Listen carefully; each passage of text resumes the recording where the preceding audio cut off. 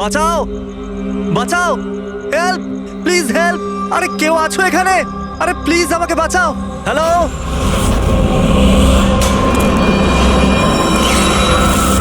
কেউ আছো এখানে? আরে কেউ তো বাঁচাও আমাকে। আরে কেউ কি শুনতে পাচ্ছো? আরে কেউ তো বাঁচাও আমাকে। আরে কেউ তো আমার আওয়াজ শুনছো? বাঁচাও।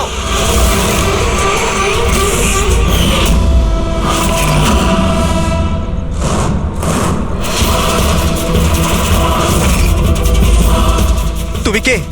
কি চাও তুমি?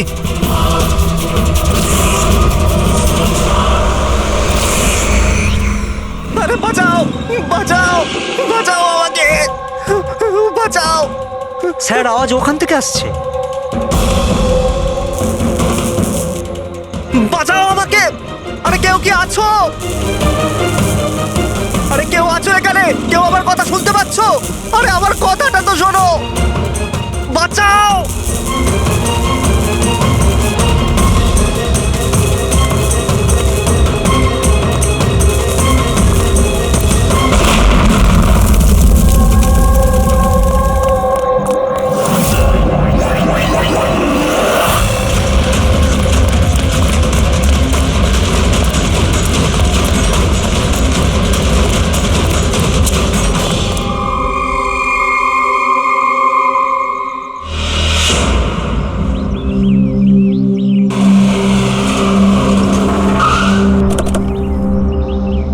নমস্কার স্যার।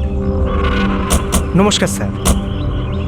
এটা বলো, যখন ব্লাস্ট হয়েছিল তখন কি তুমি এখানে ছিলে? ইয়ে স্যার, আমার সঙ্গে আরো একজন কনস্টেবল ছিল, হরনা। ওর প্রচন্ড আঘাত লেগেছে, এখনো হসপিটালে ভর্তি। তুমি এখানে পৌঁছলে কি করে? স্যার, আমরা নাইট ডিউটিতে ছিলাম, এখান দিয়ে যাচ্ছিলাম, তখনই একটা চিৎকার শুনতে পেলাম। আমরা ওকে দেখতে পাইনি। এখানে পৌঁছে আমরা কিছু করতে যাওয়ার আগেই বোম ব্লাস্ট হয়ে গেল।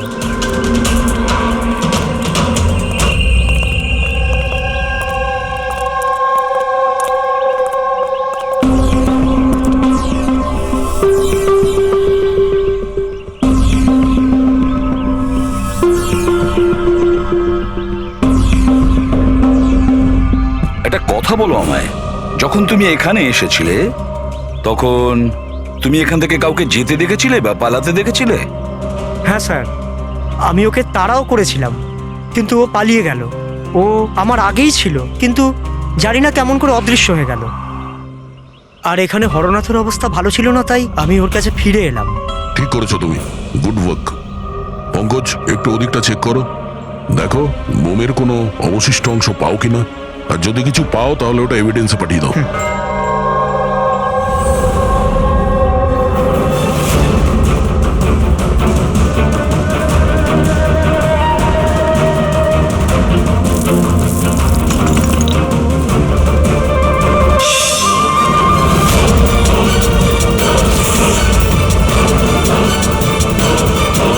স্যার,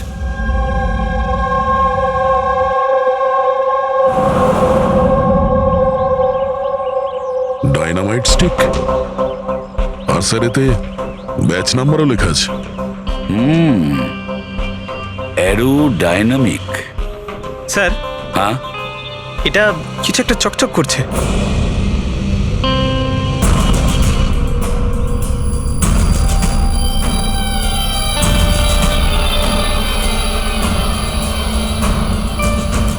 দেখি একটু।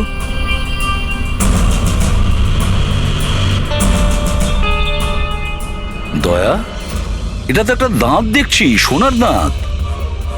এক মিনিট, আচ্ছা একটু ম্যাগনিফাইং গ্লাসটা দাও তো।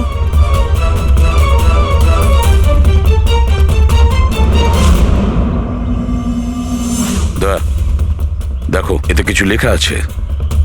হ্যাঁ স্যার, NK লেখা আছে। এনকে? আচ্ছা, এটা মরে যাওয়া লোকটার নামের ইনিশিয়াল নয় তো? হতেই পারে দয়া। এটা আবার হয়নি তো এই নামে যে আছে তাকে কিডন্যাপ করা হয়েছে? আর যদি কিডন্যাপ হয়ে থাকে স্যার, তো ওর বাড়ির লোক নিশ্চয়ই কোথাও না কোথাও কিডন্যাপ হওয়ার রিপোর্ট লেখাবে। হ্যাঁ, চেক করতে হবে, দেখতে হবে যে এই নামের কতজন ব্যক্তি নিখোঁজ হয়েছে।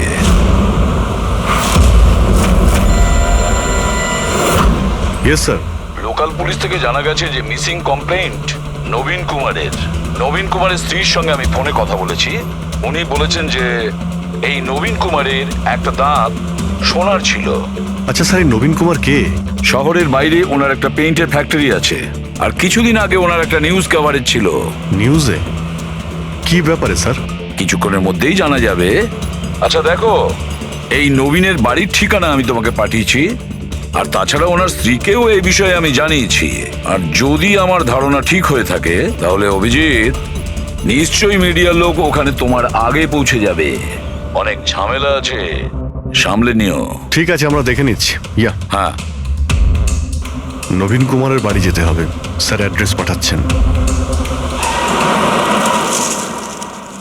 নবীন কুমার মুর্দাবাদ! নবীন কুমার মুর্দাবাদ! নবীন কুমার মুর্দাবাদ! নবীন কুমার মুর্দাবাদ! নবীন কুমার মুর্দাবাদ! নবীন কুমার মুর্দাবাদ! নবীন কুমার মুর্দাবাদ! নবীন কুমার স্যার স্যার স্যার আপনি কি নবীন কুমারকে পরে, arrest পরে। দেখেছেন স্যার? পরে বলছি। স্যার, CID পরে আপনারা আমাদেরকে কাজ করতে দিন, প্লিজ। আপনারা দেখি সরে যান, যেতে দিন দেখি। সরে যান, সরে যান বলছি। দেখুন, এইসব কিছু বন্ধ করুন আপনারা। দাঁড়ান। নাটক? স্যার, নাটক তো নবীন কুমার রচিয়ে রেখেছে আমাদের এই শহরে। স্যার, ওরা সবাই নবীন কুমার মারা গেছেন। He is no more. এই লোকটা মেরেছে আমার স্বামীকে। খুনি এরা সবাই।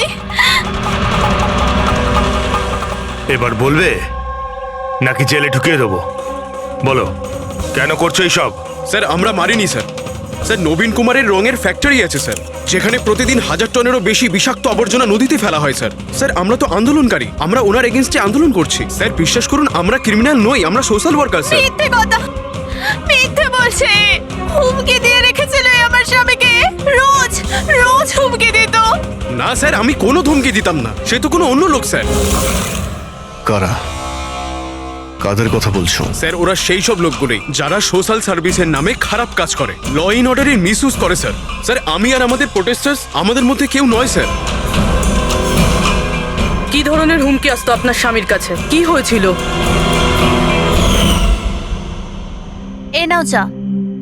আরে বাহ, গরম গরম চা। আচ্ছা, ওই এনজিওটার কি হলো? ওই এনজিও তো বিরক্ত করে মারছে, ফ্যাক্টরিতে ওয়ার্কার্সদের কাজ করতে দিচ্ছে না।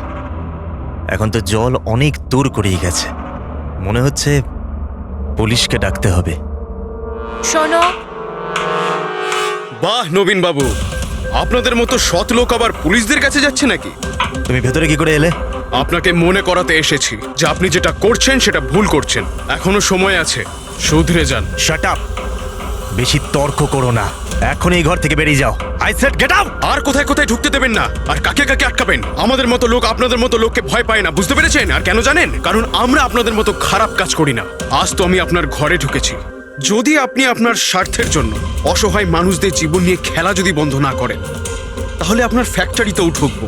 তোমাদের মতো গুন্ডাদেরকে না আমি সিধে করতে পারি, আর এই ফালতু ধমকিগুলো না অন্য কাউকে গিয়ে দেবে। আমার যা করার আমি তাই করব, আর তোমার যা করার করে নাও। আমি ধমকি দিচ্ছি না, বোঝাচ্ছি। যদি এই উল্টোপাল্টা কাজ বন্ধ না করেন, তাহলে আপনার ফ্যাক্টরি তো আমি বন্ধ করিয়েই ছাড়ব। তুই আমার ফ্যাক্টরি বন্ধ করবি? হ্যাঁ, ফ্যাক্টরি বন্ধ করবি তুই আমার? শোনো, শোনো প্লিজ, প্লিজ তুমি শান্ত হও। আর আপনি ওকে বিরক্ত করা বন্ধ করুন। আপনি যান এখান থেকে প্লিজ। প্লিজ বলছো তুমি একে? হ্যাঁ, আমি তোকে লাথি মেরে বার করে দেবো। চল! এটা কোত্থেকে আওয়াজ এলো?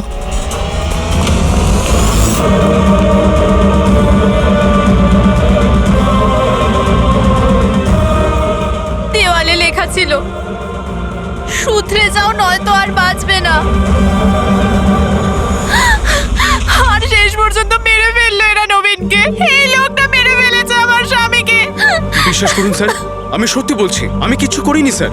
যে করেছে তাদের কথা স্যার, বলো। নিশ্চয়ই, কেন বলবো না স্যার। স্যার, ওনার জন্যই তো আজকে আমরা ফেসেছি স্যার। স্যার, আমরা প্রোটেস্টার, আমরা সোশ্যাল এনভায়রনমেন্টের জন্য প্রোটেস্ট করি স্যার। স্যার, ওরা অনেকটা নিচে নামতে পারে স্যার। চিনতে পারবে তাদের? নিশ্চয়ই, কেন নয়, কিন্তু আমাদের সেফটির কি স্যার? ওরা অনেক খারাপ লোক স্যার। ডোন্ট ওয়ারি, তোমার কিছু হবে না। শুধু নামেই সোশ্যাল ওয়ার্কার, ওরা ক্রিমিনালস, ওরা তিনজনেই। ক্রিমিনাল? আর এটা তুমি কি করে জানলে? আমি কি, এটা সবাই জানে যে ওদের উপর কতগুলো কেস চলছে। সবসময় ওরা বেলেই বাইরে এসেছে স্যার। ওই মানুষটা নিজেকে পরিবেশের রক্ষাকর্তা বলে, নেচার গার্ডিয়ান। স্যার সবার প্রথমে ওই দিন কর। নবীনের মতো লোকের সব জায়গায় শত্রুই থাকবে স্যার। ওই বলে না স্যার, যেমন কর্ম তেমন ফল। তার মানে হ্যাঁ? কি বলতে চাইছো তুমি? কত নিরীহ মানুষের জীবন নষ্ট করেছে ও। হতে পারে তাদের মধ্যে থেকে কেউ বদলা নিয়েছে। তাদের মধ্যে কেউ কেন, বরং আমি তো বলছিলাম যে প্রতিশোধ তুমি নিয়েছো, তুমি ওকে মেরেছো। না স্যার, আমার সাথে ওর কোনো ব্যক্তিগত শত্রুতা ছিল না। আমি ওকে কেন মারবো? কারণ নবীনের কার্যকলাপে তুমি ক্ষুব্ধ ছিলে। কেন? স্যার, যদি আমায় এরম কিছু করতেই হতো তাহলে আমি অনেক আগেই করে ফেলতাম। নবীন না জানি কত বছর ধরে আমাদের পরিবেশ দূষিত করছিল। তোমরা নিশ্চয়ই খুব আনন্দ পেয়েছো মিস্টার নবীন মারা গেছে শুনে। অন্য কেউ তোমাদের কাজ করে দিয়েছে কি? না স্যার, আমার ওর প্রতি কোনো মায়া ছিল না, কিন্তু আমি ওকে মারিনি। আমরা কি করে বুঝবো যে তুমি সত্যি বলছো? স্যার, যে সময়ের কথা আপনি বলছেন ওই সময় আমি ইউনিভার্সিটিতে লেকচার দিচ্ছিলাম। আপনি চাইলে ওই প্রফেসর দেশাইয়ের সঙ্গে কথা বলতে পারেন। ওই সময় আমি ওখানেই ছিলাম। স্যার পল্লবী, ওকে প্রায় দিনই দেখা যায় নিউজে কারুর না কারুর সাথে ঝগড়া করতে। স্যার সোশ্যাল ওয়ার্কের ফিল্ডে আপনি যে কোনো কাউকে জিজ্ঞাসা করুন ওর ব্যাপারে, সবাই জানে যে ও কিরকম। ও নিজের টিম দিয়ে কিরকম উল্টোপাল্টা কাজ করায়। হ্যাঁ তো আমি ট্রেড অ্যাকাউন্ট করি, সোজাভাবে বললে লোকে বুঝতে পারে কই।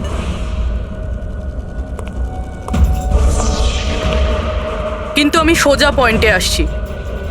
আমাদের মনে হয় তুমিই ওকে খুন করেছো। ম্যাম, আপনার এটা যদি মনে হয় তাহলে আপনার এবং আমার দুজনেরই টাইম ওয়েস্ট করছেন। ম্যাম, একটা কথা, আমি কোনো ক্রিমিনাল নই। কিন্তু আমরা তো এটা শুনেছি যে আপনি রোজই কোনো না কোনো একটা কন্ট্রোভার্সিতে জড়িয়ে থাকেন। স্যার, ব্যাপারটা হলো কি, যদি কোনো সৎ লোক সাহস করে সত্যের পিছনে দাঁড়ায় না, তো মানুষ ভয় পেয়ে যায়, সহ্য করতে পারে না, বিশেষ করে যদি সে একটা মেয়ে হয়। আপনি তো জানেনই সোসাইটির কি মেন্টালিটি। তাই নাকি? আমার তো আপনার মেন্টালিটি ঠিক মনে হয় না। কেন? শুধুমাত্র এই জন্যই যে আমি কাউকে ভয় পাই না? আপনাকেও নয়। এই জন্য আমি ক্রিমিনাল হয়ে গেলাম? এমনিতেও আমি কাল রাতে নিউজ লাইভের ডিবেটে ছিলাম, আপনি চাইলে চেক করতে পারেন। আমি চাইলেও নবীনকে খুন করতে পারতাম না। ম্যাডাম, আপনি কিন্তু এই কাজটা নিজের লোকদের দিয়ে করিয়ে থাকতে পারেন। তো ঠিক আছে, আপনার যদি এত কনফিডেন্স থাকে তো প্রুফ করে দিন, আপনি পাঠিয়ে দিন আমাকে জেলে। আর ওই প্রকাশ, ও প্রতিদিনই কাউকে না কাউকে গালিগালাজ করে নিজের সোশ্যাল ব্লগে। যারা পলিউশন ছড়াচ্ছে স্যার ও লোকদের উস্কায়, খেপিয়ে দেয় তার বিরুদ্ধে। আমি ঘরেই ছিলাম স্যার, নিজের ব্লগ লিখছিলাম, যেমন সবসময় লিখি। প্রত্যেকবারের মতো সবাইকে উস্কাচ্ছিলেন, তাদের ব্রেন ওয়াশ করছিলেন নবীনের মতো লোকেদের বিরুদ্ধে কি?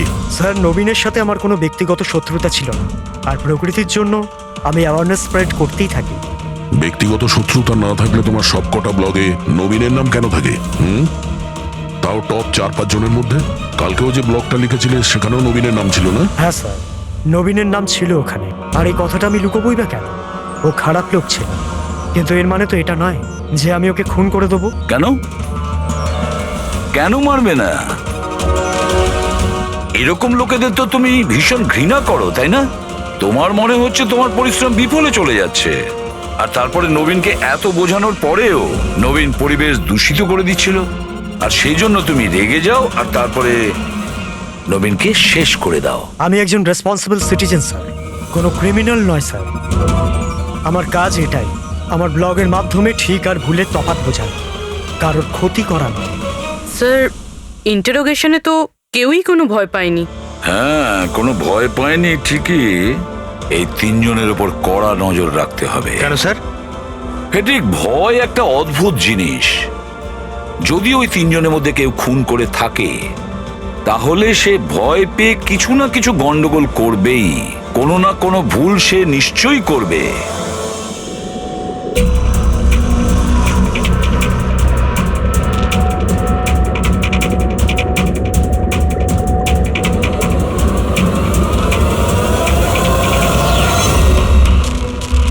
সারিকা, দেখো এটার উপর কোনো ফিঙ্গারপ্রিন্ট আছে কিনা চেক করো।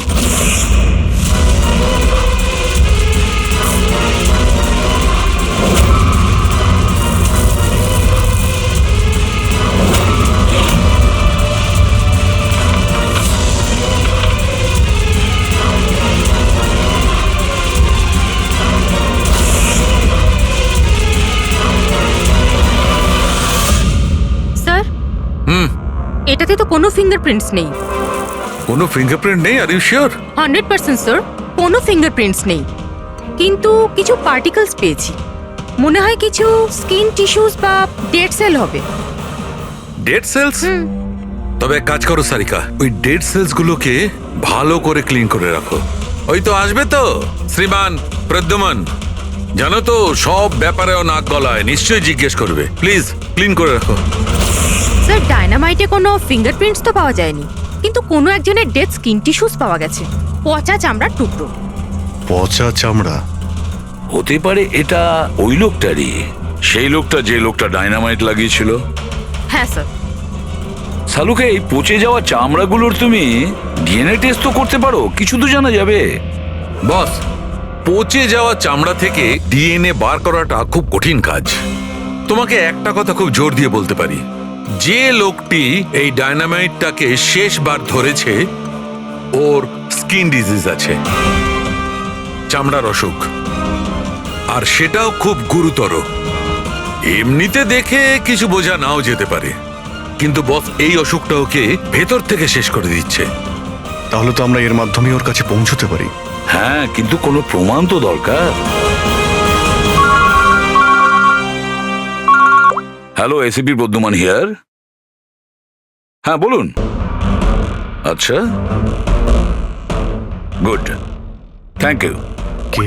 ডায়নামাইট ম্যানুফ্যাকচারার বলছিল ওরা রেকর্ড চেক করেছে, ওই ডায়নামাইট কোনো খনিকে বিক্রি করেছে ওরা। মানে মাইন সাইট? হ্যাঁ, মাইন্ড সাইট। এবার এটা খোঁজ নিতে হবে এই ডায়নামাইট মাইন্ড সাইট থেকে খুনি পর্যন্ত কিভাবে পৌঁছলো।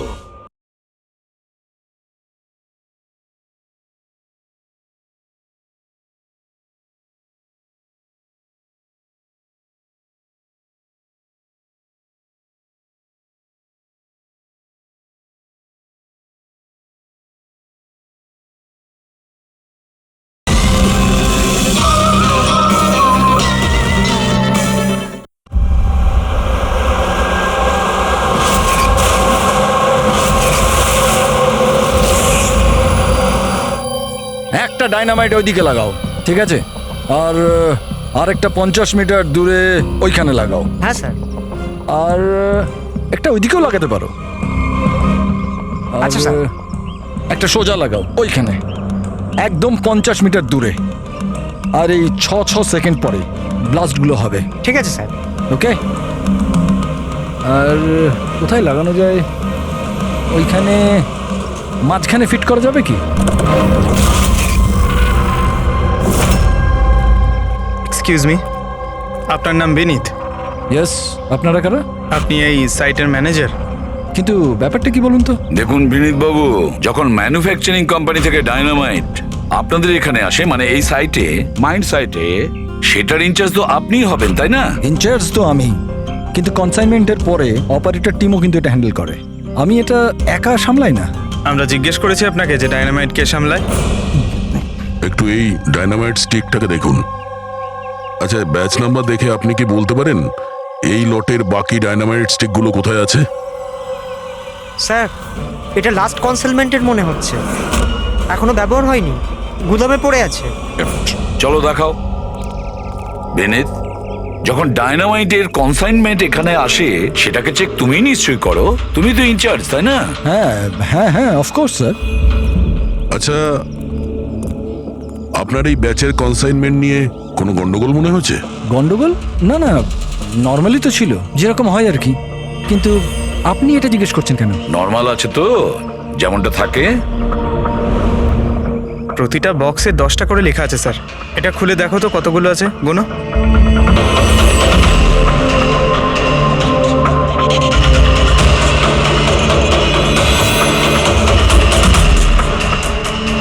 স্যার, একটা সেট কম আছে স্যার।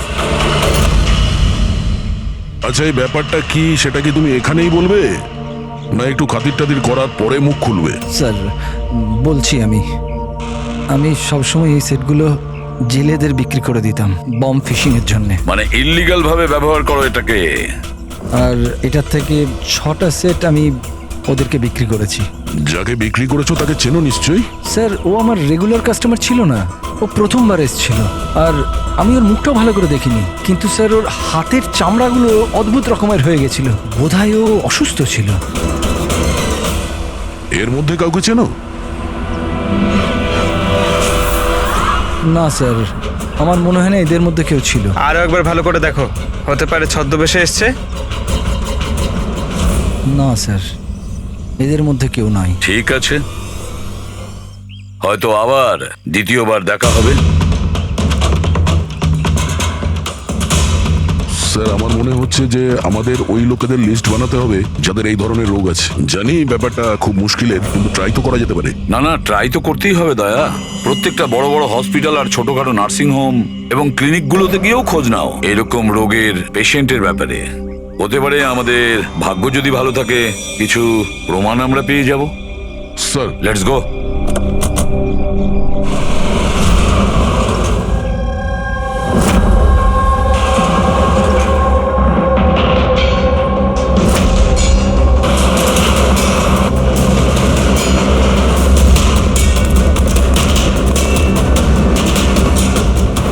দেখুন, এই ধরনের অসুখ হাজার জনের মধ্যে একজনের হয়ে থাকে। বলতে পারেন এই ধরনের পেশেন্টের লিস্ট অনেক বড়। অনেক পেশেন্ট জানতেও পারে কিন্তু এর চিকিৎসা করায় না। এদের খোঁজা তো খুব মুশকিল। জানি, কিন্তু তবুও আমরা চেষ্টা করতে চাই। এই লোকটাকে পাওয়া আমাদের কাছে ভীষণ প্রয়োজন। দেখুন, আমি বুঝতে পারছি, কিন্তু এনভায়রনমেন্টাল ইনফেকশন কন্টিজিয়াস ডিজিজ, যেটা একটা মানুষের থেকে অন্য মানুষের মধ্যে ছড়িয়ে পড়ে, আর এটাকে সামলানো তো। এক মিনিট, কি বললেন আপনি? Environmental infection? হ্যাঁ, মানে আমাদের চারপাশের পরিবেশে হতে পারে এমন ইনফেকশন হাওয়া বা জল থেকে চারিদিকে ছড়িয়ে পড়ে। চলুন, আমি আপনাকে একটা পেশেন্ট দেখাবো। ছাড়ো আমাকে! কেন মারতে চাও আমাকে? ছেড়ে দাও আমাকে, যেতে দাও প্লিজ। দেখো, আমাকে যেতে দাও sir, please help me sir, help please, help sir, help.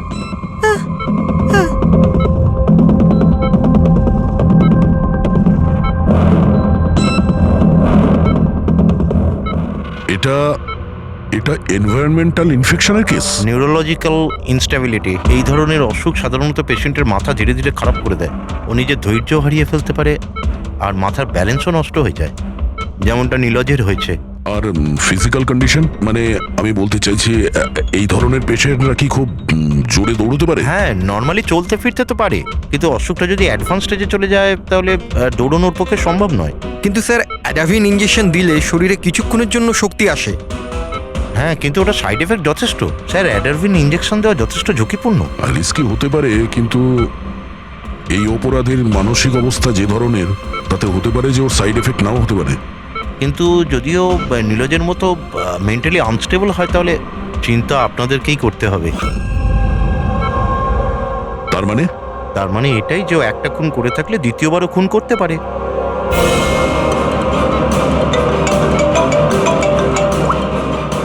হ্যাঁ স্যার। কি প্রকাশ পঙ্কজকে ফাঁকি দিয়ে পালিয়ে গেছে? ও নো, ঠিক আছে, আমি দেখছি। হতে পারে এই প্রকাশ ভয় পেয়ে পালিয়ে গেছে, না হলে দ্বিতীয় মার্ডারের পরিকল্পনা করছে।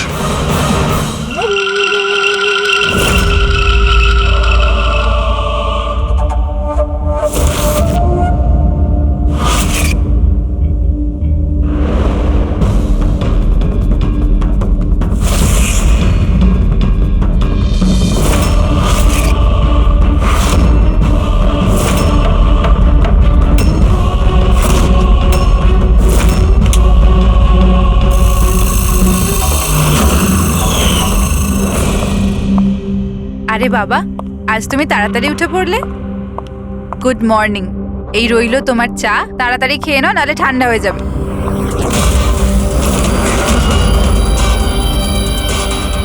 এটা কার পা?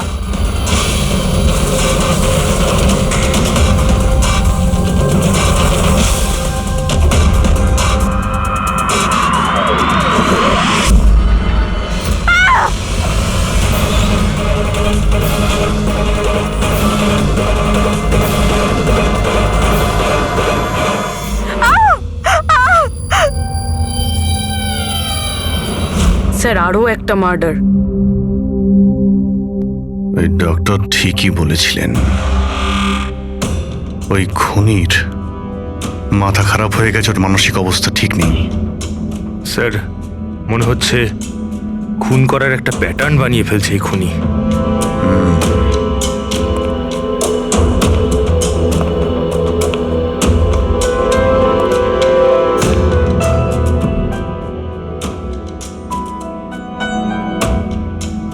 এনার উপরে ব্লেম এটাই যে উনি নেচারকে ক্ষতি করছেন। ইলিগাল ডিফরেস্টেশন, জমি হাতানোর জন্য ইলিগালি গাছ কেটে ফেলা। ওই খুনি এনার সঙ্গেও তাই করেছে। আর তাও প্রকাশ উধাও হয়ে যাওয়ার ঠিক পরেই। ওয়েপেন কি ব্যবহার করেছে? 100% চেইন স, না হলে হাড়ের সঙ্গে মাংসকে এইভাবে কেটে বডিটাকে দু টুকরো করা এত সহজ নয়।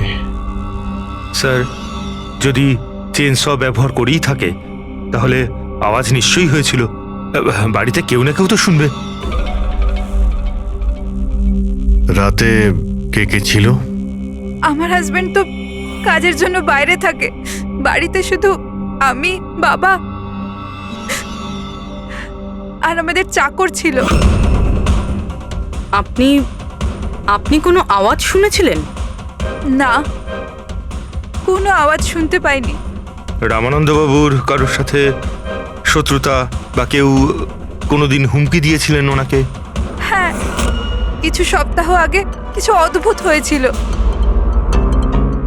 বাবাকে কেউ ধমকাচ্ছিল আর বাড়ির বাইরে দেওয়ালে কেউ কিছু লিখে দিয়েছিল যে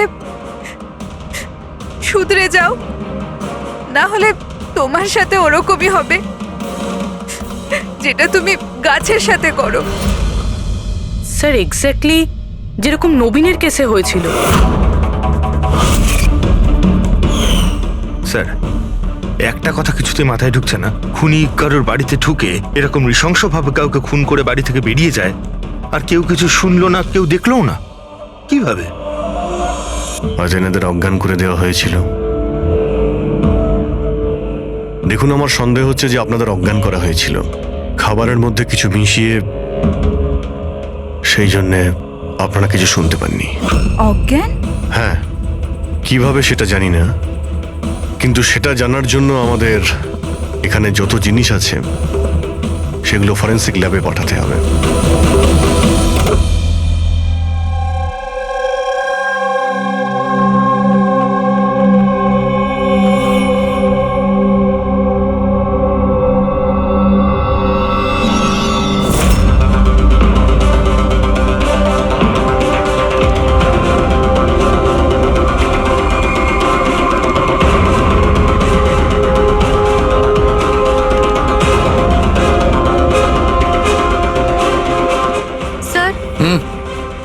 বাড়িতে যত রকম খাবার জিনিস ছিল চেক করে নিয়েছি, আর পানিও।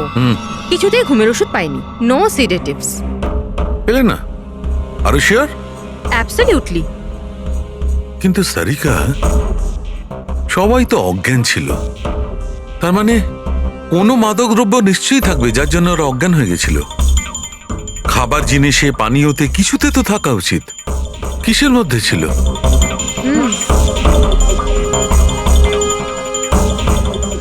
হ্যাঁ, মাদক দ্রব্য ছিল। এই এসিটার মধ্যে।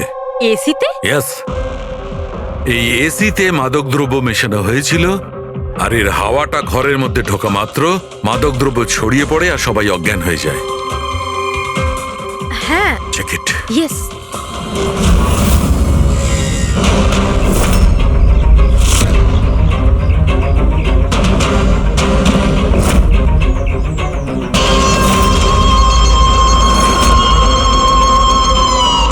দেখো সালুখে, তুমি আন্দাজে ঢিল মারছো না তো?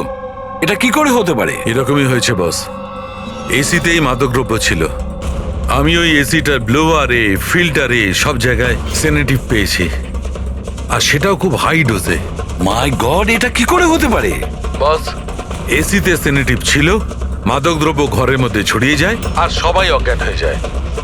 খুনি আসে আর বিনা বাধায় ওকে খুন করে ও চলে যায়, কেউ কিচ্ছু শুনতে পায়নি। আচ্ছা ঠিক আছে। সালুকে ফোন করেছিল, বলছিল রামানন্দর বাড়িতে যে এসি মেশিনটা ছিল সেটাতে বিষাক্ত গ্যাস ভরা ছিল, অ্যানেস্থেটিক গ্যাস।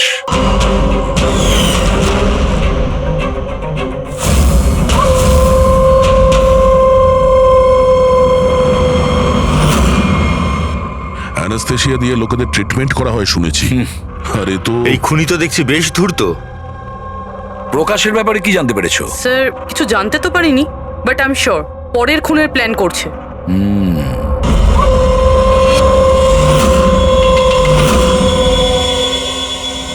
কিন্তু খুনি যদি অসুস্থ হয় তাহলে প্রকাশ তো ভালোই দৌড়িয়েছিল।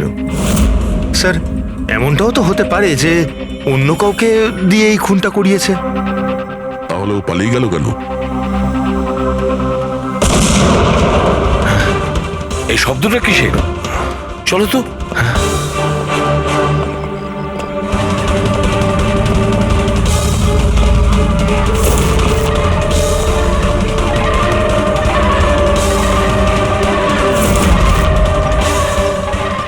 তোমাদের কাজ আমি করছি এসিপি, শহরকে পরিষ্কার, আর আমার এই রাস্তায় যে আসবে তাকেও আমি এই জগৎ থেকে পরিষ্কার করে দেব। এ কে হতে পারে? স্যার মনে হয় খুনি জানতে পেরে গেছে আমরা ওর পিছনে আছি, ওই জন্য পাগল হয়ে গেছে। দাঁড়াও, ধরো ওকে।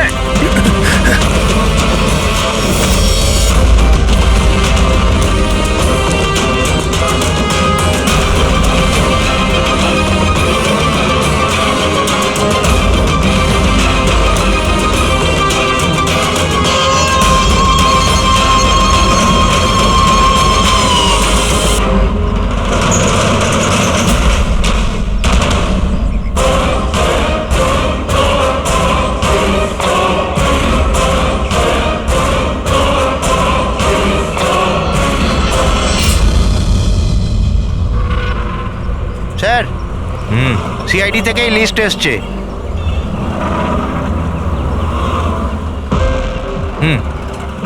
এরা তো ওই লোকগুলি যাদের নয়েজ পলিউশনের ধমকি দেওয়া হয়েছে। সখারাম, ওই ক্লাবের মালিককে মনে আছে? আরে যাকে কদিন আগে ধমকি দেওয়া হয়েছিল। কে স্যার? ও বীর। আচ্ছা সখারাম, ওর বিরুদ্ধে কোনো কমপ্লেন্ট আছে নাকি? হ্যাঁ স্যার, ওটা তো রেসিডেন্সিয়াল এরিয়া না, তো আশপাশের 2-4টে ঘর থেকে কমপ্লেন এসছে যে অনেক রাত্রির পর্যন্ত জোরে মিউজিক চলে, এই সব কমপ্লেন। আওয়াজ মানে নয়েজ পলিউশন। সখারাম, তুমি একটা কাজ করো, হ্যাঁ তুমি সিআইডির লোকেদের ফোন করো এখনই, এই সময়।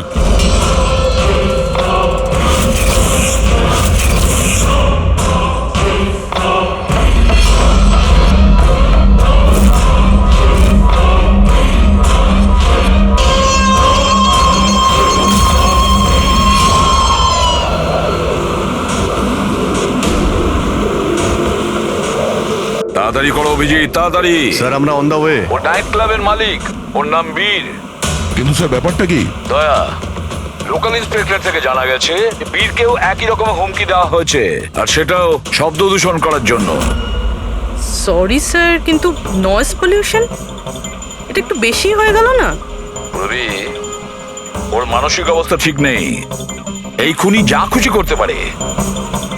ডোন্ট ওয়ারি স্যার, ওই খুনি যদি ওখানে থাকে তাহলে এবারে আর আমাদের হাত থেকে বাঁচবে না স্যার। এই প্রকাশ কিন্তু এখনো নিখোঁজ, আর বীরের প্রাণ সংশয় রয়েছে। যে করেই হোক ওকে সুস্থ আর নিরাপদে আমাদের এখানে নিয়ে এসো।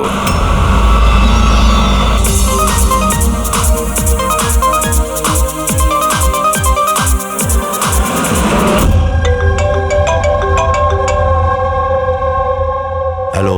হ্যালো বীর, আমি এসবি বর্ধমান বলছি, সিআইডি থেকে। সিআইডি? কি হয়েছে স্যার? আমার কথা মন দিয়ে শোনো, তোমার প্রাণ সংশয় রয়েছে। কি মানে? মানে আমাকে কে মারতে চায়? দেখো বীর, যদি তুমি ক্লাবে থাকো তাহলে বাইরে কোনো মতেই যেও না। আমাদের অফিসার্স তোমার ওখানে যাচ্ছে তোমার সেফটির জন্য। আরো একটা কথা, ভিড়ের মধ্যেই থাকবে, লোকেদের মধ্যেই থাকবে, বুঝেছো? একা একদম থাকবে না।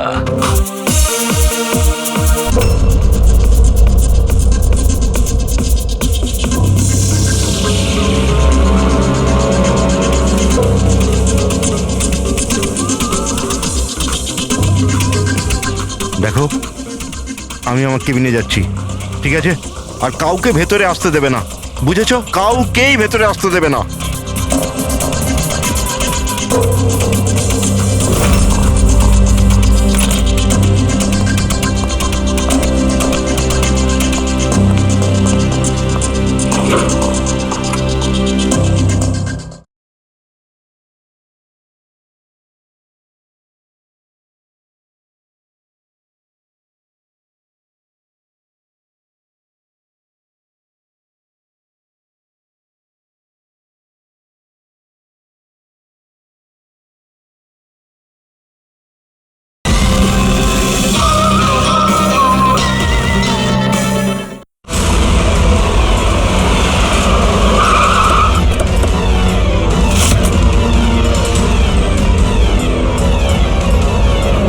সিআইডি।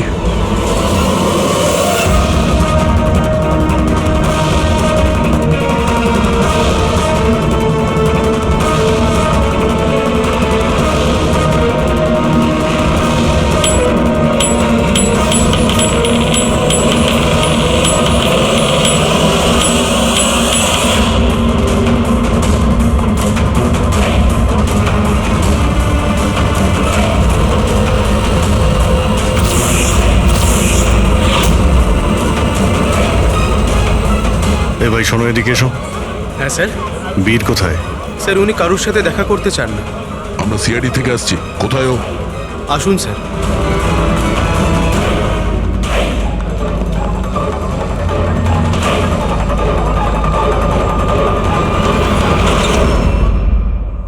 এই এই এই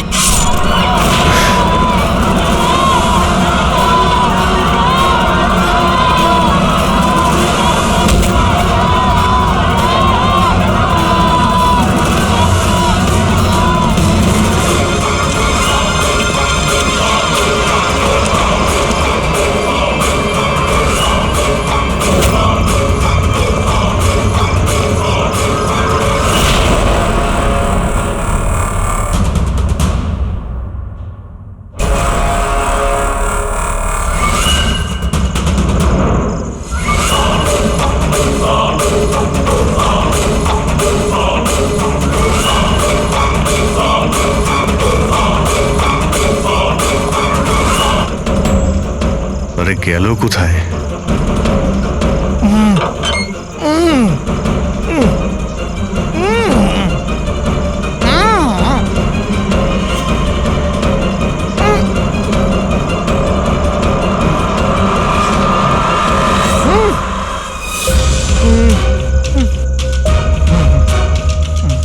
এই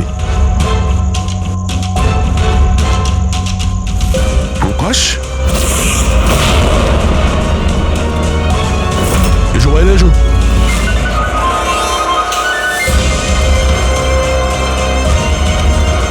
তুমি এখানে কি করছিলে? হ্যাঁ, আমাদের হাত থেকে বাঁচার জন্য কি এইসব করছিলে?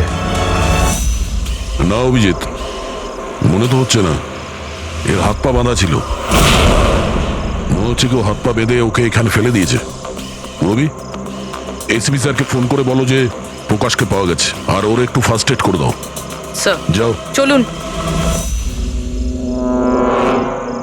বুঝতে পারছি না প্রত্যেকবারও পালিয়ে যাচ্ছে কি করে। ও কোথায় লুকিয়ে পড়ছে? হয় ও আকাশে উড়ে গেছে, না হলে মাটিতে ঢুকে গেছে।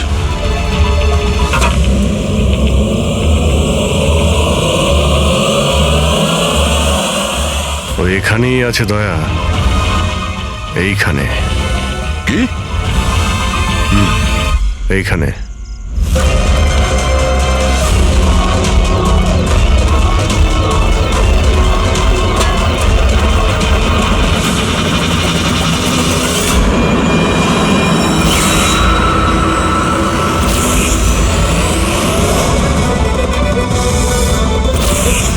বাইরে আয়। কি খুন করার সময় নিজের হাত তো কাঁপেনি, এখন কেন কাঁপছে? জেলে যাবার ভয়? এই অ্যাড্রিনালিনের অ্যাকশন শেষ হয়ে গেছে। যে ইঞ্জেকশন নিয়ে তুমি পালাচ্ছিলে তার কাজ কিন্তু শেষ হয়ে এসেছে। এবার তুমি মুখ খুলবে নাকি মুখ খোলার জন্য একটা ইঞ্জেকশন দিতে হবে?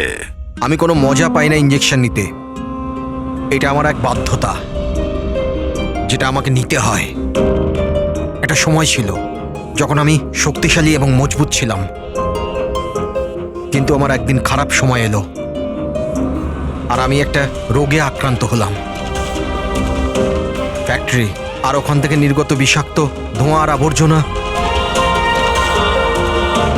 যে পলিউশন ছিল তাতে কয়েক লাখ লোক ইনফেক্টেড ছিল। জানি না রোজ কত পেশেন্ট আসতো। ওদের সাথে থাকতে থাকতে আমিও অসুস্থ হয়ে পড়েছিলাম। এই রোগটা কবে হয়েছিল আপনার? 6 মাস আগে। আর এই 6 মাসে এই রোগ তোমার শরীরের সঙ্গে সঙ্গে তোমার মাথারও ক্ষতি করতে শুরু করে দিয়েছে। তুমি জানো তুমি কি করেছো? হ্যাঁ, আমি কারোর কোনো ক্ষতি করিনি, ক্ষতি করেছে ওরা। হাওয়া, জল সবেতে বিষ মিশিয়ে দিয়েছিল। ব্যাস, তখনই আমি ঠিক করেছিলাম যে লোকেরা আমার এই অবস্থা করেছে তাদের আমি ছাড়বো না। আমি বদলা নিয়েই ছাড়বো। আর সেই কারণে তুমি বিএমসিতে চাকরি নিয়েছিলে, যাতে এই শহরের পুরো ড্রেনেজের নকশাটা তুমি জানতে পারো। তারা সুযোগ নিয়ে তুমি ওখান থেকে পালিয়ে যেতে, আর আমাদের মনে হতো যে কোথায় তুমি হঠাৎ করে অদৃশ্য হয়ে গেলে।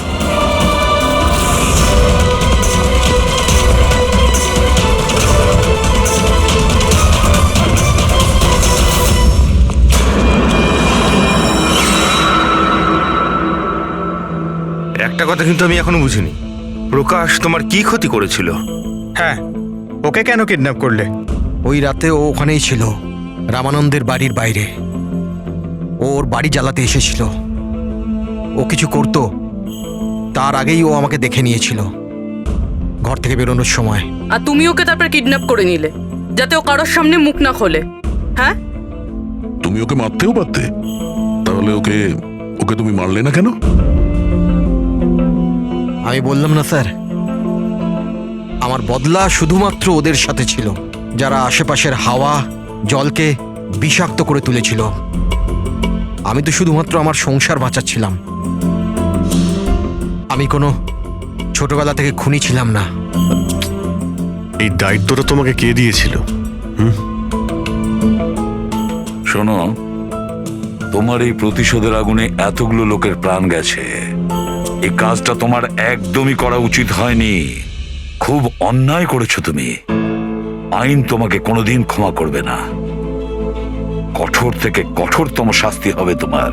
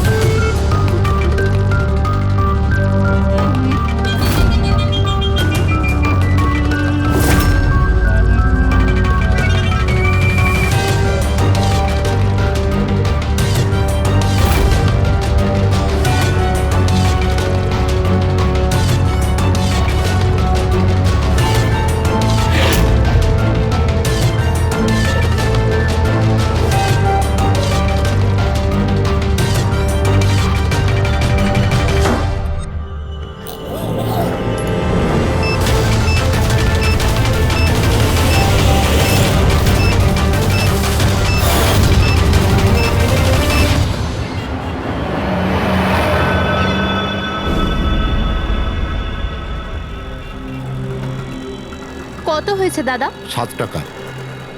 Thank you. খুচরো নেই। কোনো ব্যাপার না, আমি তো আসতেই থাকি। Next time. হ্যাঁ, সে তো জানি। কেউ রাস্তা পার করিয়ে দিন, রাস্তা পার করতে চাই।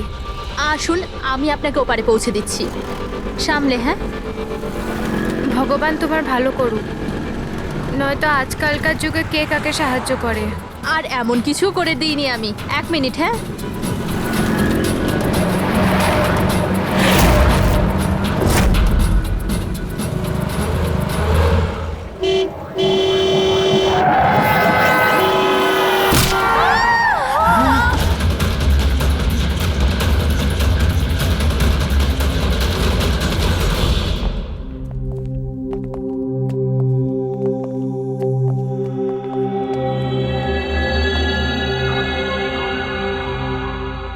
এখানেই দাঁড়াও। এসো।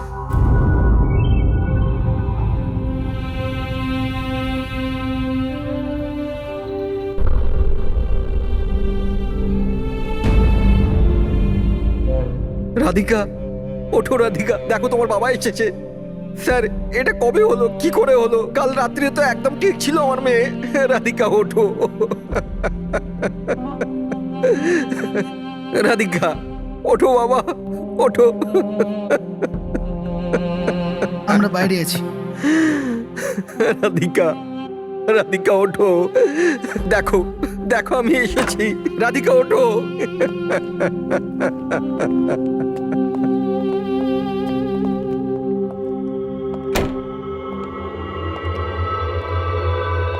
ডক্টর, অ্যাকচুয়ালি কি হয়েছিল? অ্যাক্সিডেন্ট। সকাল সকাল একটা গাড়িতে মেরেছে। যতক্ষণ লোকে এখানে নিয়ে এলো মারা গেছিল।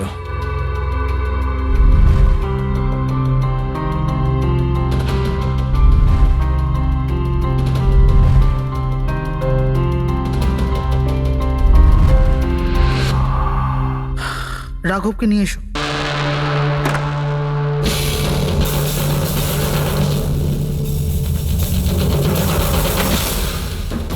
স্যার, একটু ভেতরে চলুন। কি হয়েছে? আসুন না স্যার।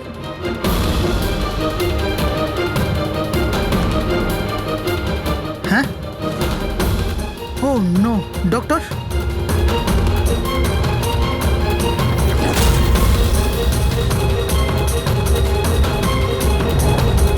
He is dead.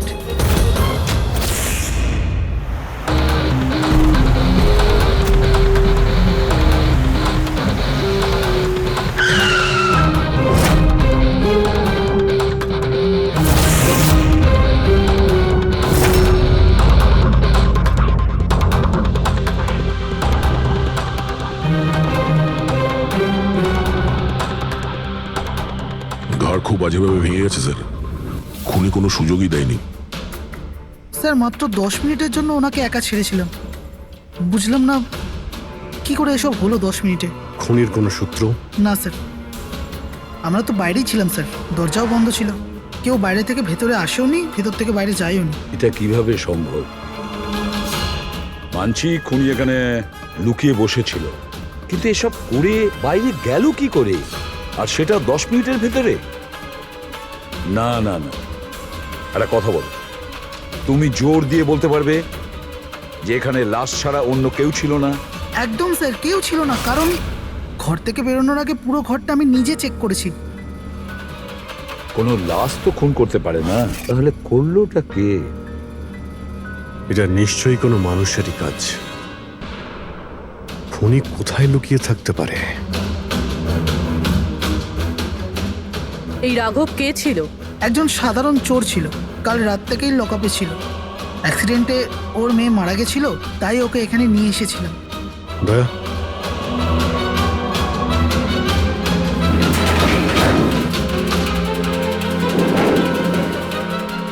এই যে এখানে তো দরজা আছে। হ্যাঁ, এই দ্বিতীয় দরজার ব্যাপারে আমাদের বলেননি কেন? ইন্সপেক্টর স্যার, এই দরজাটা তো বরাবরই বন্ধ থাকে, না এটা কখনো খোলা হয় না এটা ব্যবহার করা হয়। ইনফ্যাক্ট আমরা তো এর ব্যাপারে ভুলেই গেছিলাম। তোমরা ভুলে যেতে পারো, কিন্তু খুনি খুব ভালো করেই দরজার ব্যাপারে জানতো। চলো এগিয়ে দেখি কত দূর যাওয়া যায়।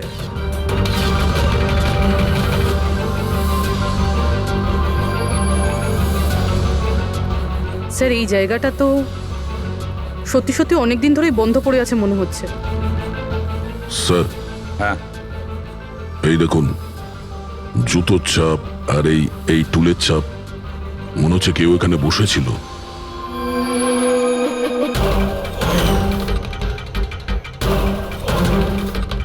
স্যার, হ্যাঁ স্যার, এইদিকে যাওয়ার একটা রাস্তা আছে।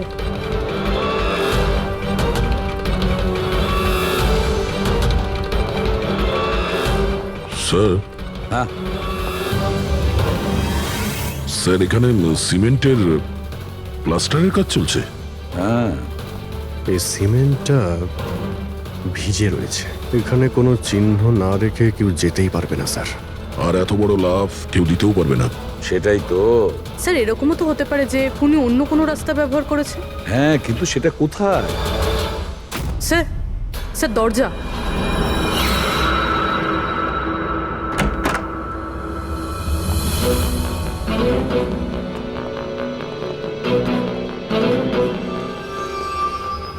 সামনেই সিকিউরিটি কেবিন, এখান থেকে তো বেরোনো অসম্ভব।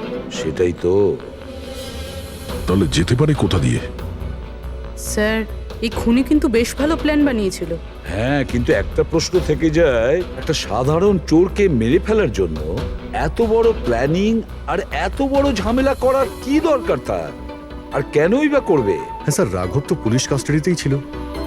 ওকে মারার প্ল্যানিং এখানে কেন করলো, তাও হসপিটালের মর্গের মধ্যে? আর তারপর খুনি বা জানলো কি করে যে ওর মেয়ের আজকেই অ্যাক্সিডেন্ট হবে আর ওর বডিকে এখানে নিয়ে আসা হবে? গন্ডগোল আছে অভিজিৎ, অনেক বড় গন্ডগোল আছে। এই রাধিকা আর ওর বাবার রাঘবের মাঝখানে কোনো না কোনো আলাদা সম্পর্ক নিশ্চয়ই আছে। তা একটা কাজ করো, রাধিকার অ্যাক্সিডেন্ট আর ওর বাবা রাঘবের খুন, এই দুটো কাজ করার মধ্যে কিসের যোগাযোগ আছে খোঁজ নাও স্যার। আর অভিজিৎ, দেখো তো একটু এই হসপিটাল চত্বর ঘুরে যে খুনি এখান থেকে গেল কিভাবে আর কোন রাস্তা দিয়ে।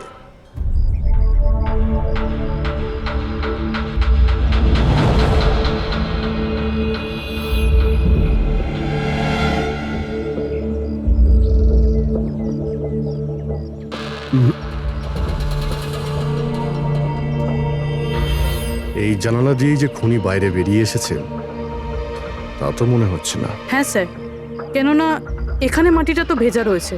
যদি এখান থেকে লাফিয়ে বাইরে আসে তো কোনো চিহ্ন বা কিছু তো থাকতো। সেটাই তো।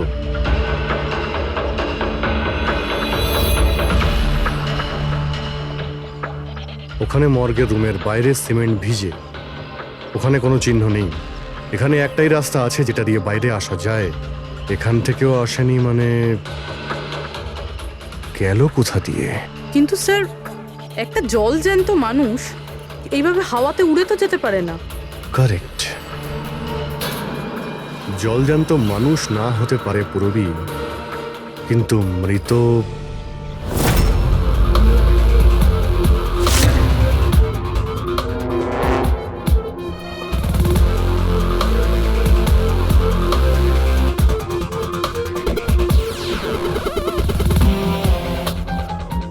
স্যার এই মেঝেতে যে জীবাণুনাশক কেমিক্যাল স্প্রে করা হয়েছে এর ওপর জুতোর ছাপ রয়েছে। মানে খুনি যদি রাঘবকে খুন করে এই দরজা দিয়ে বাইরে বেরিয়ে যায় তাহলে তার কেমিক্যাল লাগা জুতোর চিহ্ন ওখানেও থাকা উচিত। এখানটায় দেখো তো।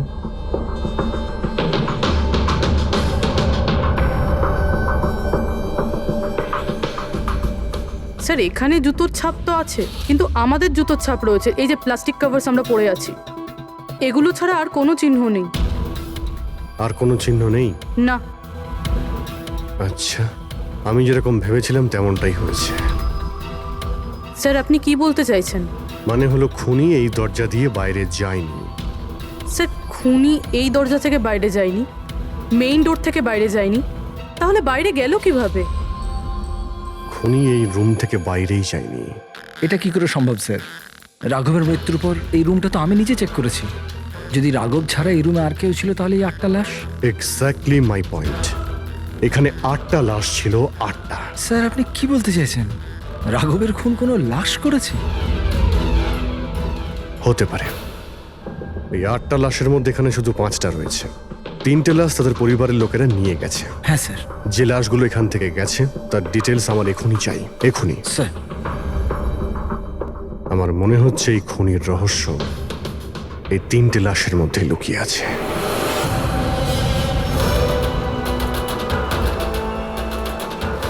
ওই অ্যাক্সিডেন্টটা এখানে হয়েছিল। ওই চায়ের দোকানদারকে জিজ্ঞাসা করি, হতে পারে কিছু দেখেছে। আচ্ছা দাদা, আজ সকালবেলায় এখানে একটা অ্যাক্সিডেন্ট হয়েছিল, কিছু বলতে পারেন সেটার সম্বন্ধে? সাহেব, উনি এখানে পাশেই কাজ করতেন। উনি রোজ চা খেতে আমার এখানে অবশ্যই আসতেন। আজকেও চা খেয়ে উনি আমার এখান থেকে বেরোচ্ছিলেন, এমন সময় অ্যাক্সিডেন্ট হয়ে গেল। সাহেব কিছু বুঝতেই পারলাম না ওই গাড়িটা কোথা থেকে এখানে এলো আর ওকে ধাক্কা দিয়ে গেল। গাড়ির নম্বরটা দেখেছেন আপনি? সাহেব সব কিছু এত তাড়াতাড়ি হয়ে গেল, নাম্বার দেখার সুযোগই পাইনি। আচ্ছা গাড়িটা কি ছিল দেখেছিলেন? সাদা রঙের বড় গাড়ি ছিল স্যার। ও একলা ছিল না ওর সাথে অন্য কেউ ছিল? এসেছিলেন তো একা একাই। না স্যার, ও একা ছিল না, ওর সঙ্গে আরেকটা মেয়ে ছিল যে অন্ধ ছিল, আর রাধিকা দিদি তাকে রোড ক্রস করাচ্ছিল যখন অ্যাক্সিডেন্ট হয়েছে। ওই মহিলাটা দেখতে পেতেন না? তাহলে ওরও চোট লেগেছে, কোথায় গেছে ও? সেটা তো জানি না স্যার, অ্যাক্সিডেন্টের পরেই উধাও হয়ে গেল। স্যার আমার মনে হচ্ছিল যে ও নাটক করছে। প্রথমে তো ঠিকঠাকই দাঁড়িয়েছিল, তারপর দিদিকে দেখে ও সাহায্য চাইলো। এটা হতে পারে যে ওই মহিলা যে কোনোভাবেই হোক রাধিকাকে মাঝ রাস্তায় নিয়ে যেতে চেয়েছিল, সেই কারণেই ও চা খাওয়ার জন্য অপেক্ষা করছিল, আর সবাইকে ছেড়ে ও ওর কাছেই সাহায্য চেয়েছে। রাধিকা ওই মহিলাটিকে নিয়ে ডিভাইডারের কাছে যাওয়ার পরেই মহিলাটি গায়েব হয়ে গেছে। তারপরে ওই গাড়িটা রাধিকাকে মেরেছে। তার মানে এটা কোনো অ্যাক্সিডেন্ট নয়, খুন। এখন তো এরকমই কিছু মনে হচ্ছে। কিন্তু স্যার কেউ রাধিকাকে কেন খুন করবে? সেটাই তো জানতে হবে। রাঘব আর রাধিকার এই দুজনের মৃত্যুর কারণ কিছু বুঝতে পারছি না। রাঘব, এক মিনিট, এই রাঘব জেলে ছিল, আর ওখানে ওকে কেউ মারতে পারতো না। আর রাধিকাকে মেরে রাঘবকে সেখানে পাঠিয়েছিল যেখানে ওকে মারার ব্যবস্থা করেছিল, মর্গ। এক্স্যাক্টলি। কিন্তু স্যার রাঘব তো একটা সামান্য চোর ছিল, ওকে মারার জন্য এত বড় প্ল্যানিং? ফ্রেডি নিশ্চয়ই এই মামুলি চোরের কাছে এমন কিছু ছিল যেটা মামুলি নয়। আচ্ছা, কালকে এখানে ডিউটিতে গেছিল? আমি ছিলাম স্যার, আর আমার সাথে এই 2 কনস্টেবল। আমরা রাঘবের পুরো ডিটেলস চাই। আচ্ছা এটা বলুন যে ওকে কোন অপরাধের জন্য গ্রেপ্তার করা হয়েছিল? আমরা ওকে গ্রেপ্তার করিনি, কাল রাতে ও নিজেই এখানে এসেছিল। নিজে এসেছিল?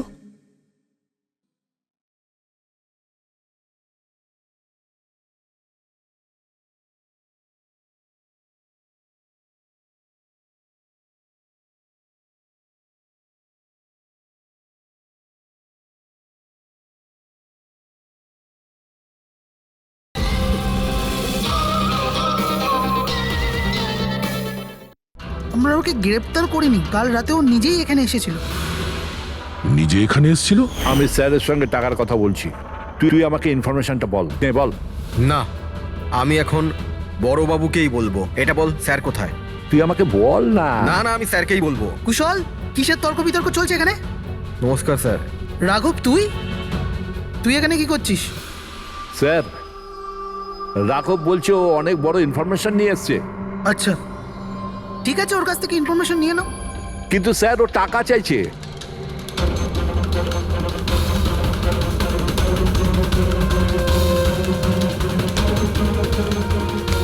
পুলিশের কাছে টাকার গল্প করছিস? টাকা চাই? খবরটা কিছু এরকম। ঠিক আছে, টাকা দিয়ে নিয়ে নাও ইনফরমেশন। কিন্তু স্যার ও অনেক টাকা চাইছে, পরিমাণটা শুনলে আপনিও চমকে যাবেন।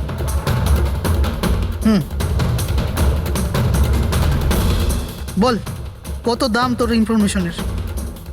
3 কোটি। আরে 3 কোটি? এমন কি ইনফরমেশন ছিল ওর কাছে যে এত টাকা চাইছিল? জানি না স্যার, ও কিছু বলেনি। হ্যাঁ, এটা বলছিল যে কয়েক হাজার লোকের জীবনের প্রশ্ন, কিন্তু বলবে তখনই যখন ও 3 কোটি টাকা নেবে। স্যার কালকে রাতে তো ওকে আমি লকআপে রেখে দিয়েছিলাম, ভেবেছিলাম যে সকাল হলেই ওকে আমি আমার মতো করে জিজ্ঞেস করব। ঠিক তখনই ওর মেয়ের ব্যাপারে আমরা জানতে পারলাম, আর আমরা ওকে নিয়ে মর্গে চলে গেলাম। স্যার এমন কি রহস্য ছিল ওর কাছে যার উপরে হাজার হাজার মানুষের প্রাণ নির্ভর করছিল, আর যার জন্য ওর নিজের এবং ওর মেয়ের প্রাণটাও গেল? আগে তো আমাদের এটা জানতে হবে যে এই রাঘব কালকে কোথায় কোথায় গেছিল আর কার কার সঙ্গে দেখা করেছিল, আর সারা দিন ও কি করেছিল। স্যার দিনের কথা তো জানি না, কিন্তু রাতে ওর রোজকার মতো নেশাতেই ছিল। আমরা ওর ফাইলটা চাই। হ্যাঁ স্যার। এই লোকটা এখানে আসে দেখেছেন? হ্যাঁ আছে স্যার, আপনি ম্যানেজারকে জিজ্ঞেস করুন। ম্যানেজার কোথায়? উপরে।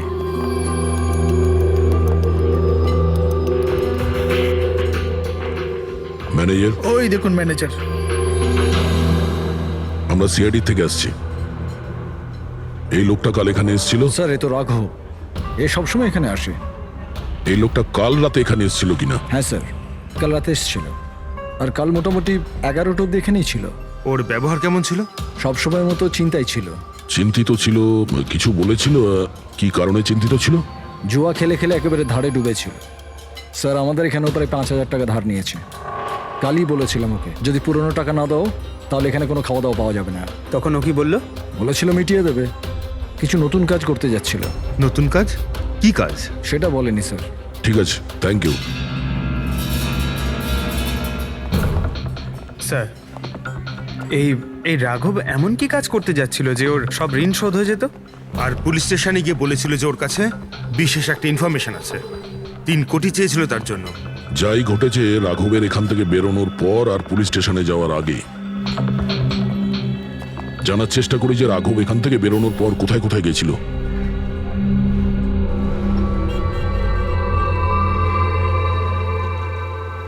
আচ্ছা, কালকে এই লোকটাকে আশেপাশে কোথাও দেখেছিলে? হ্যাঁ স্যার, যখন এখান থেকে বেরোচ্ছিলাম তখন আমি দেখেছি ওনাকে। তারপর কোথায় গেলেন আমি কিছু জানি না। আচ্ছা, এখান থেকে ও হেঁটে গেছিল না? হ্যাঁ স্যার, শুধু হেঁটেই গিয়েছিল, পুরো নেশা করেছিল। ওইদিকে কোথায় গেল স্যার? নেশা অবস্থায় হেঁটে গেছে তো বেশি দূর যায়নি। চলো দেখি। Thank you. ঠিক আছে স্যার।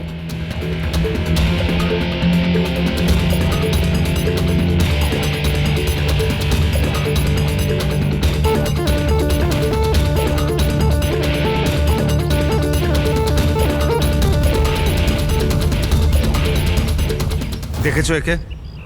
হ্যাঁ স্যার দেখেছি, একটু এগিয়ে যে গলিটা আছে না, ওখানেই যাওয়া আসা করে।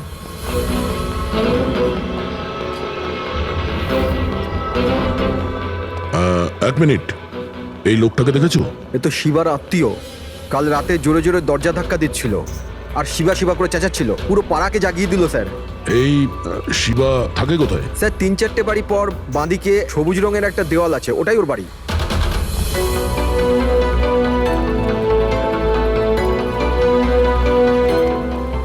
তালা লাগানো আছে, খুলতে হবে।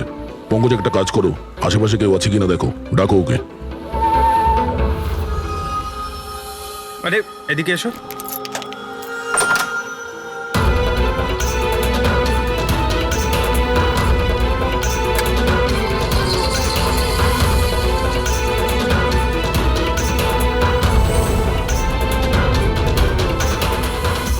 মনে হচ্ছে ঘর খালি করে ও পালিয়ে গেছে এখান থেকে। কোথায় ও? শিবা কোথায়? হ্যাঁ স্যার ওর তো কোনো খোঁজ খবর থাকে না, যে কোনো সময় আসে যে কোনো সময় যায়। আচ্ছা, কোনো আইডিয়া আছে কোথায় পাবো ওকে? স্যার ওই বস্তির পেছনে ওর ওর আত্মীয়র বাড়ি আছে, ওখানে পাওয়া যেতে পারে, ওখানেও যায় আসে।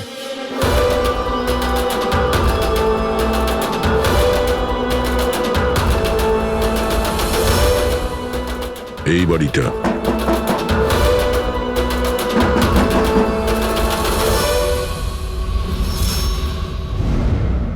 আপনি শিবার আত্মীয়? হ্যাঁ স্যার। আপনারা? এই শিবা এখানে আসা যাওয়া করে কি? হ্যাঁ স্যার, কখনো কখনো। মাঝে মাঝে। আজ আসতে পারে? বলতে পারবো না স্যার। বলতে পারবেন না? Thank you very much. এই করণের লাশ তো অরিজিনাল ছিল। এখন বাকি দুজন, টনি আর সুনীল। এবার এদের মধ্যেই কোনো একজন আছে যে ডাবল মার্ডারের রহস্য ভেদ করতে পারে। এই টনির ডেথ সার্টিফিকেট দিয়েছে ডক্টর বিক্রান্ত। এই বিক্রান্তের কাছে তুমি যাও, দেখো টনির ব্যাপারে উনি কি বলেন, আর আমি সুনীলের ব্যাপারে খোঁজ নিচ্ছি। স্যার।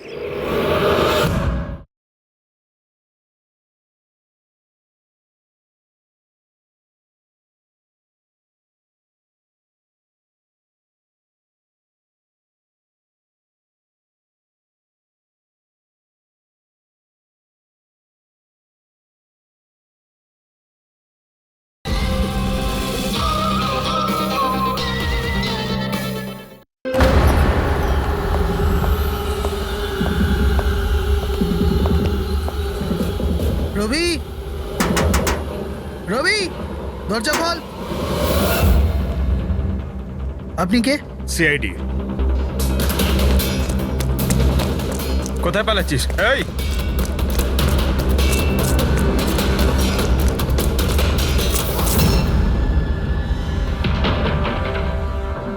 চল। স্যার আপনারা আমার পেছনে কেন পড়ে আছেন? আমি কিছু করিনি। আমাকে মারবেন না। দেখুন আমি চুপ। এখন এটা বল, ওই রাত্রে রাঘব যখন তোর বাড়িতে এসেছিল তখন কি হয়েছিল? স্যার আমি রাঘবকে নিয়ে গেছিলাম মালাডের কমল সোসাইটিতে। ও চুরি করতে গেছিল, তাই ও একটা বাড়িতে ঢুকে পড়লো, কিন্তু আমি জানতাম না ও কোন বাড়িতে গেছিল। আমি ওখানেই মোটরসাইকেলে ওর জন্য ওয়েট করছিলাম। কিছুক্ষণ পর ও যখন এলো তো ও অবাক হয়েছিল, বলছিল যে ভেতরে ও কিছু পেয়েছে। কি পেয়েছিল? ও ওখানে বোম। কি? আমি ওকে বলেছিলাম যে এই কথাটা আমরা পুলিশকে বলে দিই, কিন্তু স্যার ও নিজের লোভ সামলাতে পারলো না, তো ওর স্বার্থ সিদ্ধি করার চেষ্টা করলো। ব্যাস স্যার, এর বেশি আমি কিছু জানি না। যদি তুমি কিছু না করো তাহলে তুমি পালাচ্ছিলে কেন? স্যার ওই রাঘব আর ওর মেয়ের মৃত্যুর খবর শুনে আমি ভয় পেয়ে গেছিলাম। শুধু আমার আর আমার পরিবারের প্রাণ বাঁচানোর জন্য পালাচ্ছিলাম। স্যার হয়তো সেই জন্যই বলছিল যে হাজার হাজার লোকের জীবনের ব্যাপার। আর যদি সত্যি রাঘব ওখানে বোম পেয়ে থাকে তাহলে এটা তো খুব সাংঘাতিক ব্যাপার। অন্য কেউ ওই বোমটা পাওয়ার আগে আমাদের খুঁজতে হবে ওই বোমটাকে। কোথায় ছেড়েছিলে তুমি রাঘবকে বলো আমাদের। চলো। কমেন।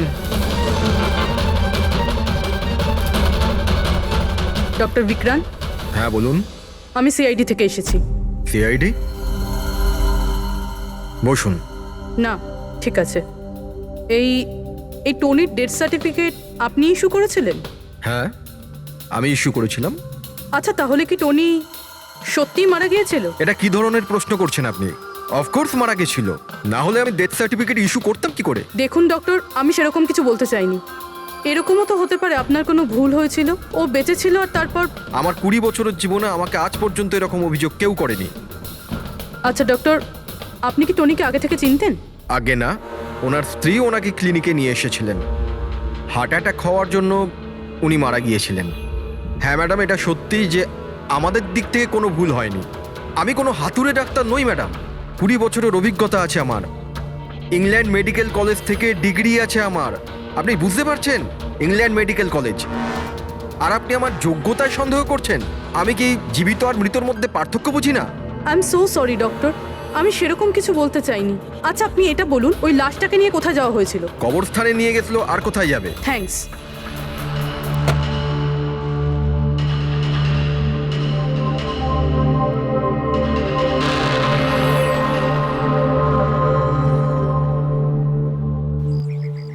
হ্যাঁ পূরবী, কি জানতে পারলে? স্যার এই ডক্টর বিক্রান্ত যে টনির ডেথ সার্টিফিকেট ইস্যু করেছিল, এ কেমন অদ্ভুতভাবে কথা বলছিল। বলছিল যে সে তার ডিগ্রি ইংল্যান্ড মেডিকেল কলেজ থেকে পেয়েছে। England medical college? হ্যাঁ স্যার। স্যার এই নামের তো কোনো কলেজ নেই, আমি ইন্টারনেটেও চেক করেছি। তাহলে আমাকে এরকম কেন বলল? আমার মনে হচ্ছে ও কিছু লুকোচ্ছে। স্যার আমারও তাই মনে হয়। আমি একটা কাজ করছি, আমি খোঁজ নিচ্ছি। দেখো, এই কেসটা কিন্তু খুব বিপজ্জনক, বুঝেছো? তুমি একা কিছু করতে চেও না। তুমি তোমার লোকেশন পাঠাও, আমি এখনই যাচ্ছি। ওকে? ঠিক আছে স্যার।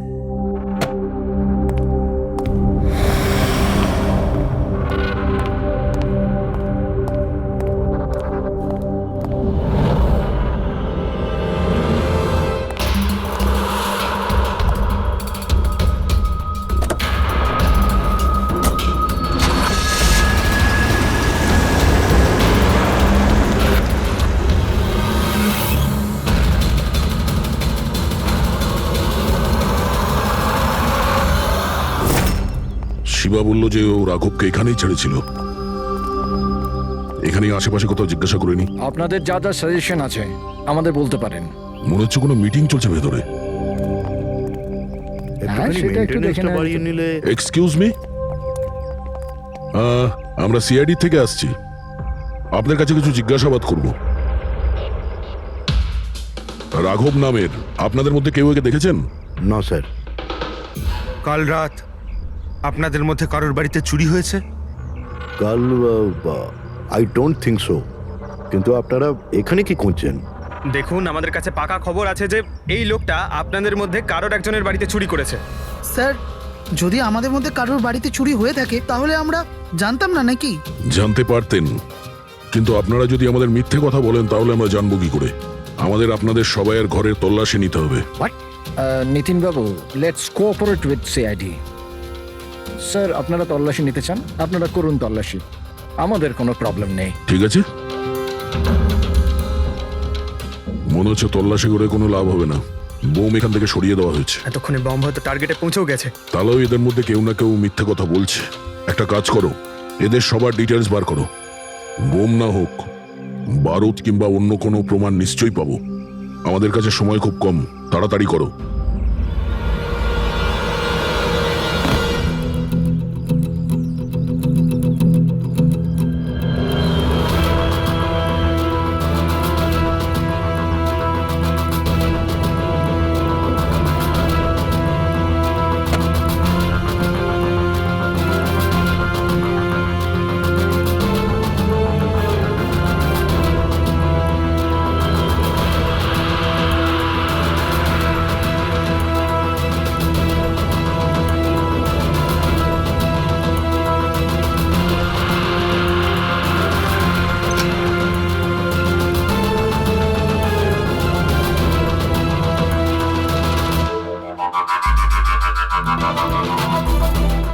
কফিন?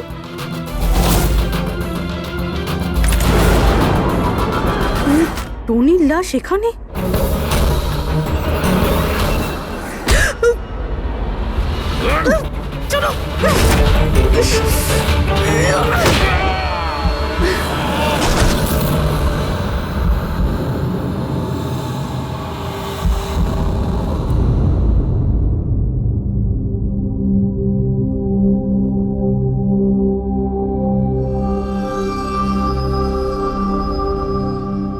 হ্যাঁ পঙ্কজ,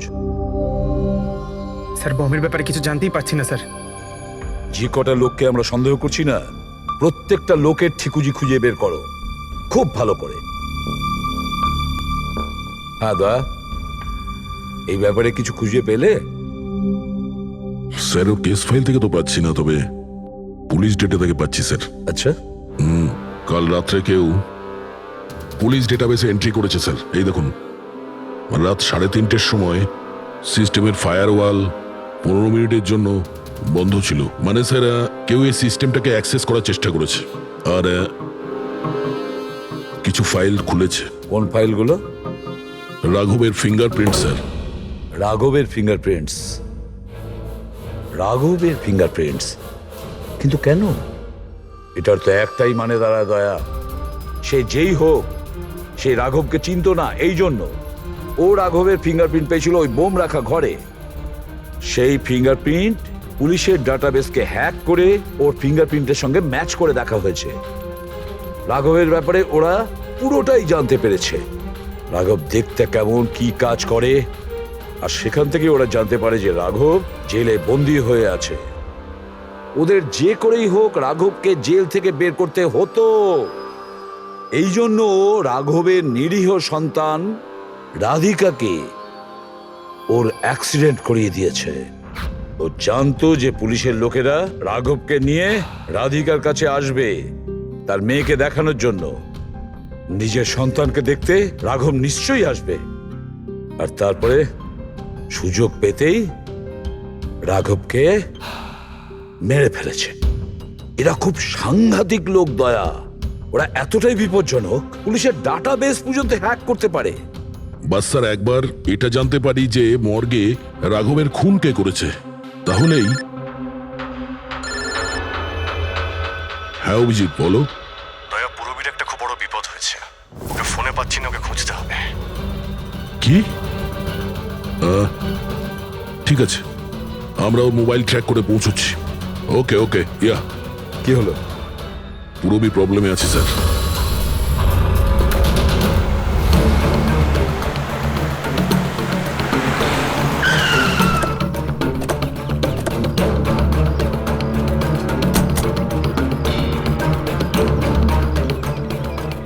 লোকেশন তো এটাই বলছে, চলো।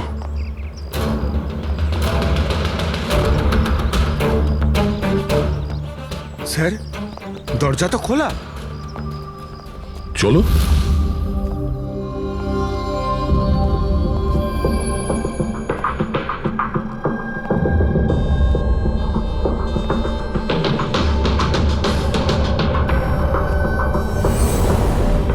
এখানে তো কেউই নেই।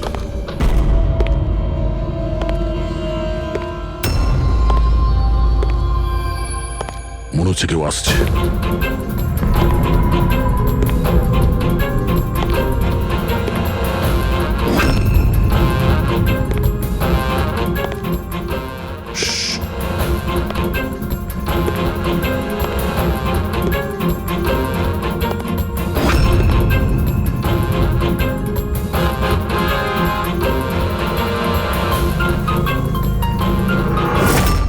অভিজিৎ, তুমি?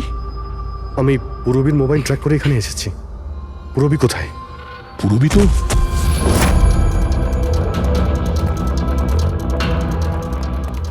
পুরবী? ও নো, পুরবী পুরবী পুরবী পুরবী পুরবী স্যার, ওর গলার দাগটা দেখুন স্যার, মনে হচ্ছে ওর গলা কেউ টিপে দিয়েছে। নার্ভ খুব স্লো আছে। পুরবী পুরবী পুরবী পুরবী পুরবী, কি হয়েছে? এসব কে করেছে? হ্যাঁ স্যার ওই টনি, ওই যে টনি? টনি স্যার, ও এখনো বেঁচে আছে। এখানেই কোথাও আছে স্যার। পঙ্কজ, দেখো তো কে। ফ্রেডি, তুমি এক্ষুনি পুরবীকে হসপিটালে নিয়ে যাও, বুঝেছো? চলো চলো পুরবী।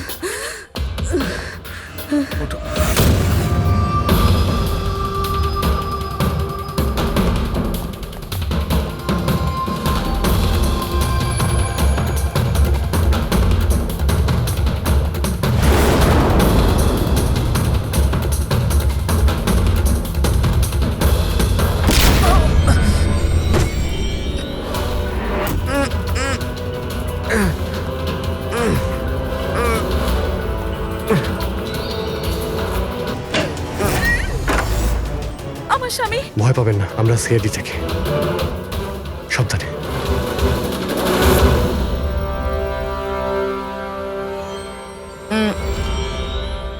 আপনি কে? আমি ডক্টর বিক্রান্ত। ওরা জোর জবরদস্তি করে আমার থেকে সার্টিফিকেট বানিয়েছিল। আমার বউ ওদের কাছে বন্দি ছিল, ওর প্রাণের ঝুঁকি ছিল।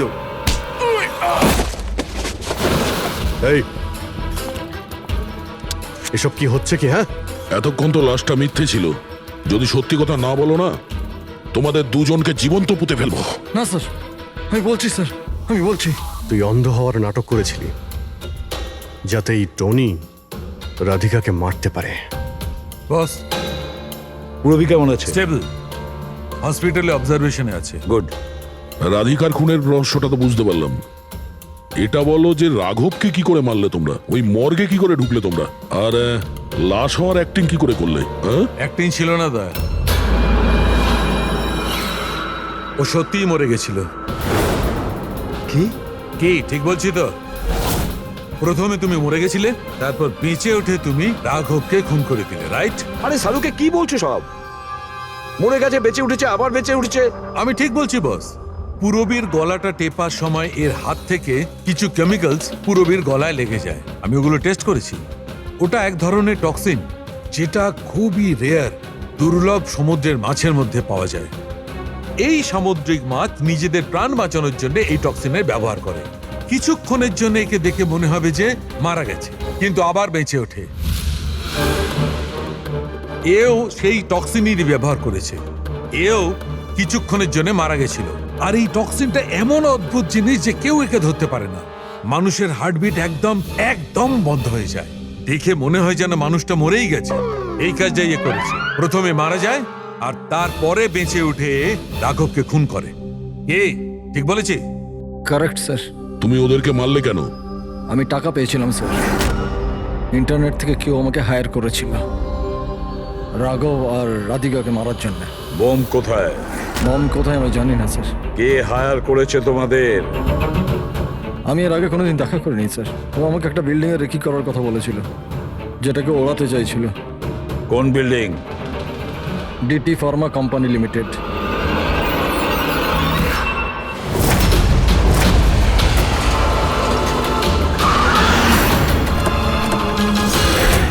এদিকে শোনো ভাই, এদের মধ্যে কেউ কি এখানে আজকে এসেছে?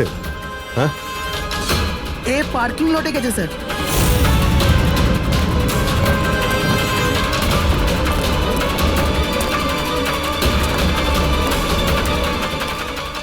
স্যার এই পার্কিং লটটা তো অনেক বড়, বম খুঁজতে তো কয়েক ঘন্টা লেগে যাবে। আর যদি এখানে ব্লাস্ট হয় স্যার, তাহলে অনেক লোক মারা যাবে। কিন্তু ওই বোমটা কোথায়? তাড়াতাড়ি খুঁজতে হবে বোমটা। একটা কাজ করো পঙ্কজ, ফেডরিক, তোমরা ওই দিকটা যাও, আমরা এই দিকটা দেখছি। খুব ভালো করে দেখো।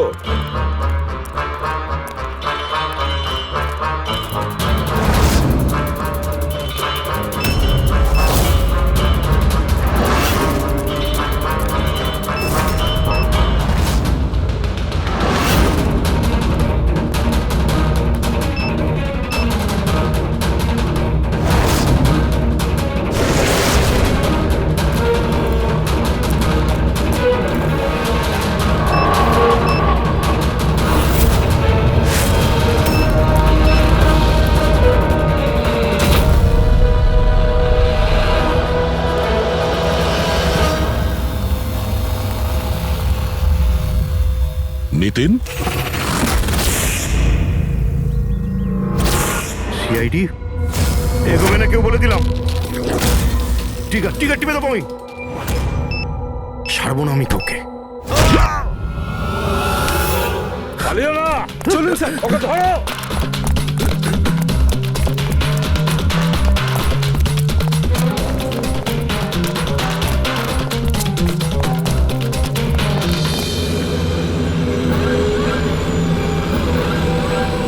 খেলা শেষ।